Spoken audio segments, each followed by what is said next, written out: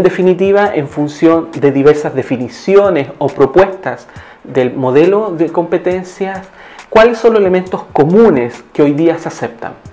Primero, que la competencia se desagrega en unidades de competencia o inclusive a nivel más pequeño en capacidades o aptitudes que todas personas deben poner en juego, deben disponer, deben poner en acción y de manera competente, movilizando una cantidad de diversos recursos, tanto cognitivos asociados a saberes, a habilidades, a destrezas, a capacidades, al manejo de información, a actitudes, a predisposiciones, a esquemas de percepción, a regulación y evaluación, inclusive del propio razonamiento, para poder resolverse en una situación compleja.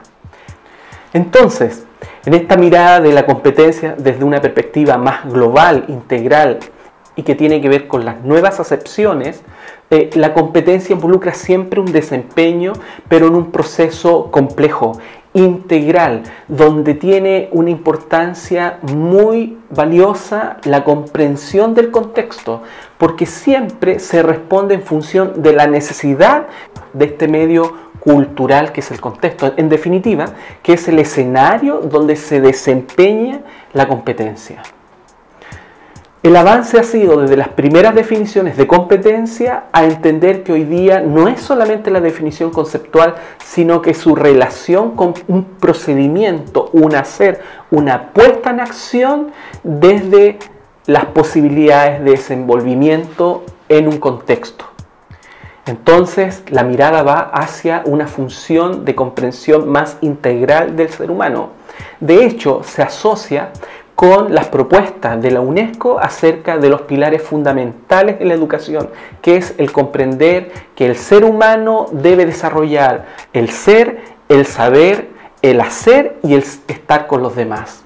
Entonces, un proceso integrado, absolutamente complejo, que debe estar en función idónea de las exigencias del contexto, en una relación de interacción entre el sujeto y la realidad en la cual se está desenvolviendo. Otro elemento que es interesante de ver a partir de las diversas concepciones en torno a las competencias es la propuesta común de un desarrollo gradual y en complejidad. Este desarrollo es en progreso y tiene que ver con partir en niveles iniciales o elementales donde yo logro el desempeño mínimo, que es el adecuado para una buena función, a unos desempeños más ricos o complejos que van hacia el básico, inclusive un desempeño avanzado.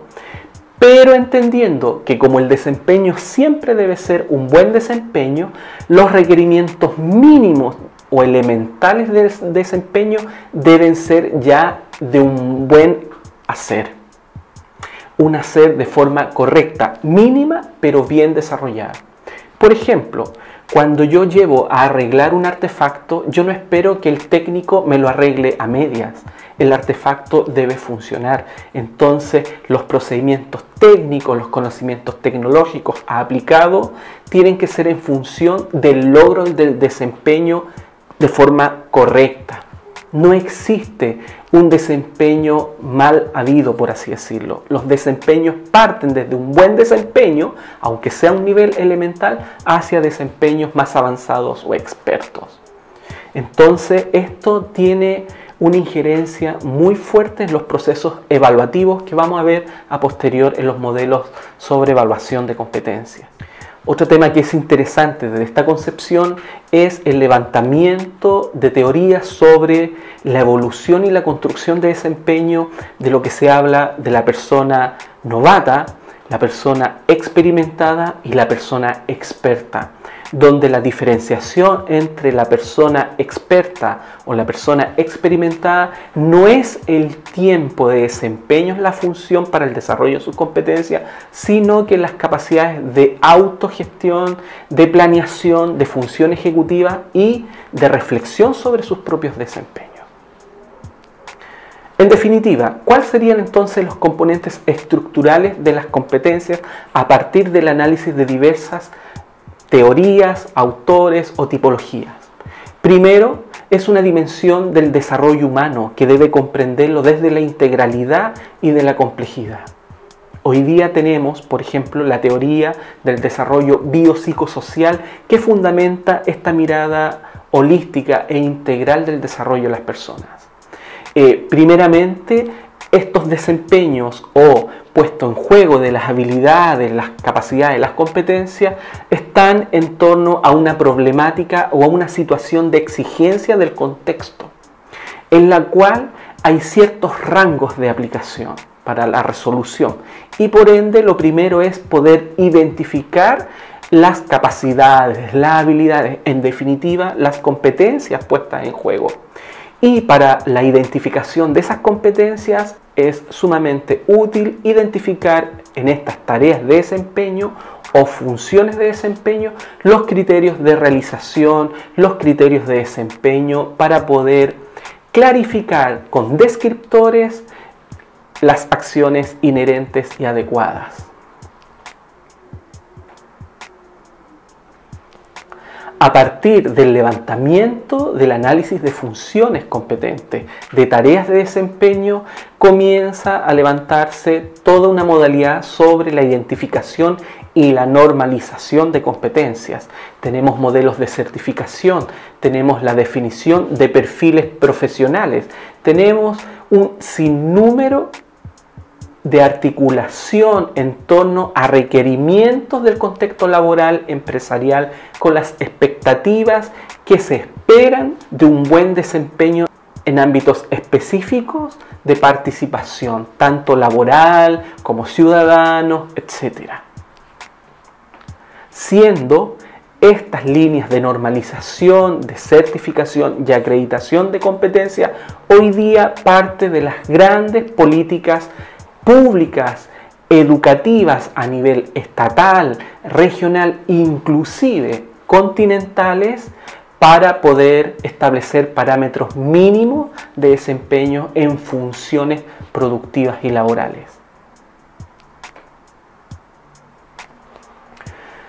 Como proceso de fases para la identificación y la normalización de competencias, se define primero identificar las competencias y cuáles son los elementos que los subcomponen. Unidades de competencias, capacidades, habilidades, destrezas, etc.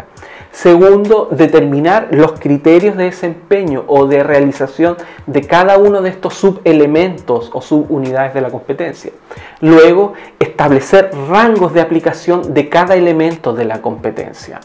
Posterior, determinar cuáles son los saberes esenciales, los conocimientos técnicos, tecnológicos y procedimentales para una función competente. Y finalmente poder determinar las evidencias que precisan realmente el desempeño de cada elemento o subcomponente de competencia. Concluyendo, el concepto competencia hoy día tiene un sentido, si bien es cierto, muy utilitario en relación a funciones de desempeño laboral, también involucra ciertas estrategias muy importantes para el análisis de tarea, para determinar ciertas circunstancias puntuales, para formar, en cierto modo, o por así decirlo, educar de manera coherente con los requerimientos de la sociedad productiva. Este análisis de tarea ya se había desarrollado a partir de otros lineamientos teóricos, lo que está en función del análisis o planeación por objetivos, etc. Pero hoy día permiten precisar de una manera más adecuada los dominios de ejecución de ciertas tareas, de ciertas funciones, de ciertos desempeños. La novedad radica en que el enfoque de competencias permite de manera muy minuciosa poder identificar aquellos elementos precisos que nos permiten levantar diseños curriculares, evaluativos y didácticos en torno a procesos formativos, de capacitación o de enseñanza.